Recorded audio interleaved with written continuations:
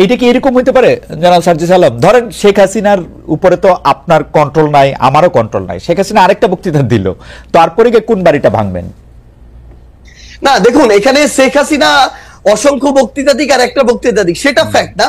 তবে মানুষের ভিতরে এই যে ক্ষোভ, যেই ক্ষোভটা আসলে মানুষের একটা ভিতরে 5ই অগস্টের পরে যে কথাটি গতকালকে আমরা দেখলাম যে আমাদের উপদেষ্টা মাহফুজ ভাই যিনি রয়েছে তিনি বলেছিলেন যে মানুষ ভাঙাটা এক পাশে রেখে গড়ার দিকে মনোযোগ দিচ্ছিলেন, কিন্তু মানুষ যখন দেখছিলেন তার যেটুকু ন্যূনতম চাওয়া, ওই চাওয়াটুকু বিচারের ক্ষেত্রে হোক বা অন্যান্য পলিটিক্যাল স্পেয়ারে হোক, যেটা মানুষ এক্সপেক্ট করে ওইটুকু যখন প্রত্যাশিত অনুযায়ী পাচ্ছে না, তখন মানুষের এই ক্ষোভের উদ্গরণটা বিভিন্ন কারণে হচ্ছে এবং ঘটছে। এবং সবচেয়ে গুরুত্বপূর্ণ বিষয় হচ্ছে শেখ হাসিনা আগামীতে, আমি ধরে নিচ্ছি 1 মাস পর কোনো বক্তব্য দিলেনও না, কিন্তু আজকে থেকে 2, 3, 4 মাস পরে আমরা যদি এই দৃশ্যমান শহীদ পরিবারের কিংবা যারা আমাদের আহত যোদ্ধারা রয়েছেন তাদের এই রক্তের বিচারগুলো দৃশ্যমান না দেখি, দেখবেন শেখ হাসিনার বক্তব্য দেওয়া লাগবে না, আমরা শহীদ পরিবার কিংবা আহতদেরকে সাথে নিয়ে হয়তোবা এরকম রাস্তায় আমাদেরকে নিয়ে নেমে যেতে হবে এরকম একটা দৃশ্যমান বিচারের জন্য। এই জায়গাটা শুধুমাত্র শেখ হাসিনা দৃশ্যমান বিচার করার জন্য আপনারা আওয়ামী লীগের স্থাপনাগুলি বা আওয়ামী লীগের সাথে জড়িত জিনিসগুলি গিয়ে আপনারা ভাঙবেন। এটা আওয়ামী লীগ না, সবচেয়ে বড় কথা হচ্ছে কি, দেখেন আওয়ামী লীগ বলে এমন কিছু এখানে বিষয়কে নিয়ে আসা হচ্ছে, আওয়ামী লীগের সবাই, আমরা যে স্পষ্ট করে বলি আওয়ামী লীগের যে মানুষগুলো এই বিষয়গুলোর সাথে জড়িত ছিল, হত্যাযজ্ঞের সাথে, খুনের সাথে, ফ্যাসিজমের সাথে, স্বৈরাচারের সাথে, এবং তারা যেগুলোকে সিম্বল এক প্রকার উপাসনালয় হিসেবে তৈরি করে সিম্বলাইজ করে এতদিনের রাজনীতিটা করেছে, মানুষের ক্ষোভ ওই জায়গায়।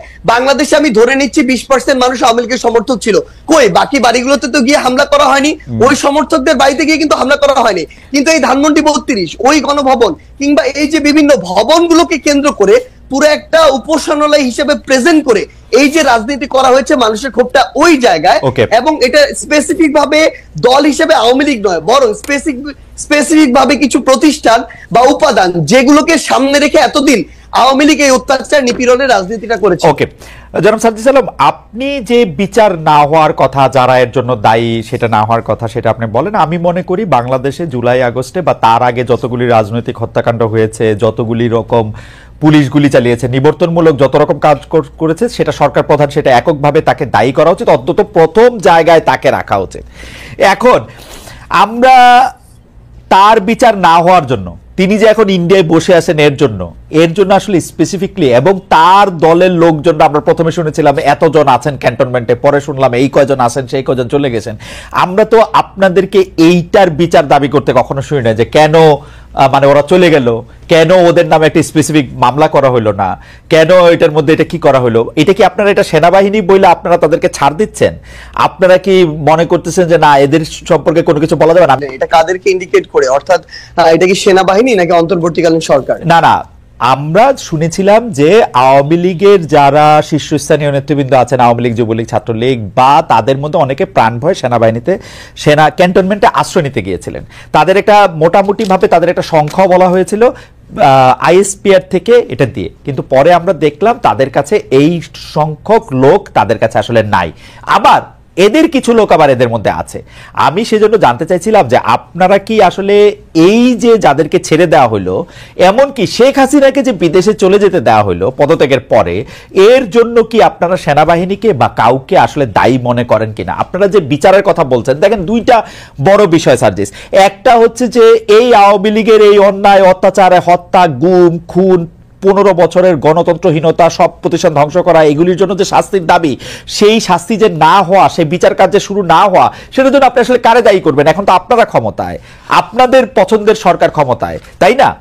দ্বিতীয় কথা হচ্ছে যে এই জুলাই আগস্টে যারা শহীদ হয়েছেন, সেই শহীদদের মধ্যে থেকে যারা আহত হয়েছেন তাদের চিকিৎসার জন্য, তাদের টাকা পয়সা দেওয়ার জন্য যে সরকারের, আমি কোট আনকোট ব্যর্থতা বলতেছি, সেইটার জন্য আপনি আসলে কাকে দায়ী করবেন? আপনি নিজেও আপনি দেখেন যে জুলাই স্মৃতি ফাউন্ডেশনের সাধারণ সম্পাদকের দায়িত্বে আপনি আর থাকলেন না। কারণ হচ্ছে যে এই পুরো ব্যাপারটা যদি আপনি বলেন যে এই দুইটা বিষয় নিয়ে আপনি আসলে দায়ী করতেছেন যে আওয়ামী লীগের বিচার হচ্ছে না, শহীদদের বা আহতদের পাচ্ছে না, তার জন্য আপনি দায়ীটা করবেন কারে আসলে? নিজেরা ছাড়া? দেখুন, এই জায়গায় হচ্ছে না, যেখানে আমার নিজের দায় আছে, আমার নিজের দায়ও সেখানে স্বীকার করতে কোনো সমস্যা নেই, কিন্তু সবচেয়ে বড় কথা হচ্ছে আমরা আমাদের জায়গা থেকে যে জিনিসটা মনে হয়েছে সেটা হচ্ছে বর্তমানে অন্তর্বর্তীকালীন সরকারে খুব স্বাভাবিকভাবে যখন এখানে উপদেষ্টা নির্ধারণ করা হয়, বিভিন্ন দলের মতের, বিভিন্ন স্টেক হোল্ডারের সাজেশন দেওয়া হয়, সবাই সবার জায়গা থেকে এই যে মানুষগুলোর নাম সাজেশন করেছিল যারা এখন রয়েছে উপদেষ্টা পরিষদে, সবাইকে হয়তো এরকম মনে করা হয়েছিল যে এই মানুষগুলো তাদের জায়গায় স্ব কর্মক্ষেত্রে এই মানুষগুলো ভালো এবং তাদেরকে এখানে সাজেস্ট করা হয়। কিন্তু আমার জায়গা থেকে, আমার ব্যক্তিগত জায়গা থেকে মনে হচ্ছে এখন যারা আমাদের এই জায়গায় উপদেষ্টা পরিষদে রয়েছেন অনেকের ক্ষেত্রে এই জিনিসটা খাটে। তারা হয়তো মনে করছেন যে বাংলাদেশের যে মানুষ যারা রয়েছে তারা হয়তো হয় তাদের মতোই সবাই ভালো, না হয় তারা মনে করছেন যে এই মানুষগুলো খুব দ্রুত ভালো হয়ে যাবে, একটা সুযোগ দিয়ে দেখি। কিন্তু সবচেয়ে বড় কথা হচ্ছে এই বাংলাদেশে আমরা দেখছি প্রত্যেকটা সেক্টরে মানুষদের শিরায় শিরায় আসলে এই যে এতদিনের যে ফ্যাসিজম কিংবা এই যে একটা চিন্তা ভাবনার একটা করাপ্টেড চিন্তা ভাবনা ঢুকে গিয়েছে, বের করে নিয়ে আসার জন্য একটা স্ট্রিট একটা ওয়েতে যাওয়া প্রয়োজন, কিন্তু খুব স্বাভাবিকভাবে সেটি আমরা দেখছি না। বরং ওই মানুষগুলোর মধ্যে যে প্রথমে 2-3 মাসে যে একটা ভীতি তৈরি হয়েছিল যে একটা কথা বলি, আমি বিভিন্ন জনের কাছ থেকে যা জানছি, যত উপদেষ্টা আপনারা নিয়োগ দিচ্ছেন ডক্টর ইউনূস সহ, আপনারা সহ সব উপদেষ্টা নিয়োগ দিচ্ছেন আপনারা আর কারো কথা শুনে কোনো একজন উপদেষ্টা নিয়োগ দেন নাই। আচ্ছা, সবচেয়ে ভাই একটা জিনিস একদম ক্লিয়ার করি, এটা হচ্ছে সবচেয়ে বড় মিথ্যা কথা। কেউ যদি বলে থাকেন তাহলে তিনি মিথ্যা বলেছেন অথবা না জেনে বলেছেন। এখানে বিএনপি তাদের সরাসরি তাদের মত ছিল, তাদের সাজেশন ছিল, জামায়াতের মত ছিল, তাদের সাজেশন ছিল, অন্যান্য রাজনৈতিক দলগুলোর জায়গা থেকে নামের সাজেশন ছিল, বাংলাদেশ সেনাবাহিনীর পক্ষ থেকে সাজেশন ছিল, শিক্ষার্থীদের পক্ষ থেকে সাজেশন ছিল, সিভিল সোসাইটির পক্ষ থেকে সাজেশন ছিল। আমরা শুনছি শুধু আপনাদের সাজেশন নেওয়া হয়েছে, আর কারো সাজেশন নেওয়া হয় নাই ভাই। এবং সবচেয়ে বড় কথা, ইভেন এখানে প্রফেসর ডক্টর মোহাম্মদ ইউনূস যখন তাকে প্রধান উপদেষ্টা হিসেবে আমরা আমাদের জায়গা থেকে প্রস্তাব করি এবং তিনি সেখানে পজিটিভ একটি রেসপন্স করেন, তখন তার জায়গা থেকেও সাজেশন ছিল এরকম যে আমি এই পরিষদটাকে যদি কন্টিনিউ করতে চাই, এখানে আরো 2-3 জন এই মানুষকে প্রয়োজন এই জায়গাগুলোতে উপদেষ্টা পদে।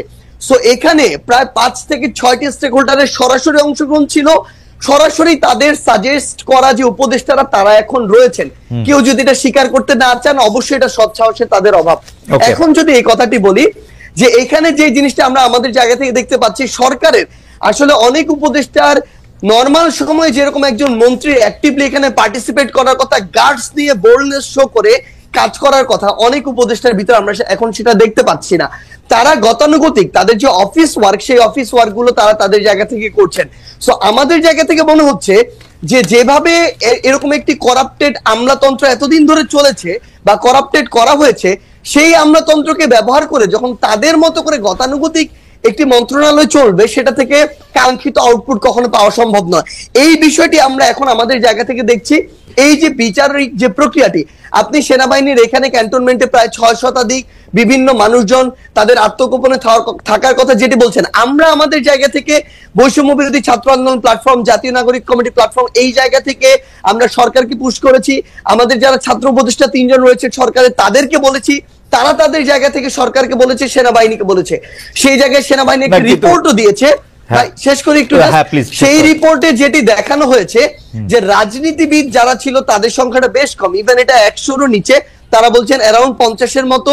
এবং এই জায়গাটার সংখ্যাটা সবচেয়ে বেশি হচ্ছে কিছু পুলিশ কর্মকর্তা, কিছু আমলাতন্ত্রের কিছু আমলা, তারা তাদের পরিবার সহ ওই বিভিন্ন বাড়িগুলোতে তাদের আত্মীয় স্বজন বাসায় আশ্রয় নিয়েছিলেন।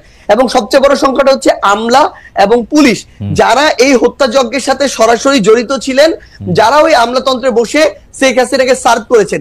সেই জায়গায় এখন সবচেয়ে বড় যে সমস্যাটি হচ্ছে, তারা কিছুদিন আত্মগোপনে বা কাজে ঠিকমতো অংশগ্রহণ না করে এখন বিভিন্ন ফর্মে আবার অংশগ্রহণ করছেন, কিন্তু সরকারের জায়গায় যে একটি স্ট্রিক্ট হয়ে যে একটি ব্যবস্থা নেওয়ার যে প্রক্রিয়াটি, সেটি আমাদের জায়গা থেকে আমরা দেখছি না। বরং আমরা যেটি দেখছি যে ওই আমলাতান্ত্রিক যে বিচারিক প্রক্রিয়া, ওই জায়গায় সরকার এখন ঢুকে সেই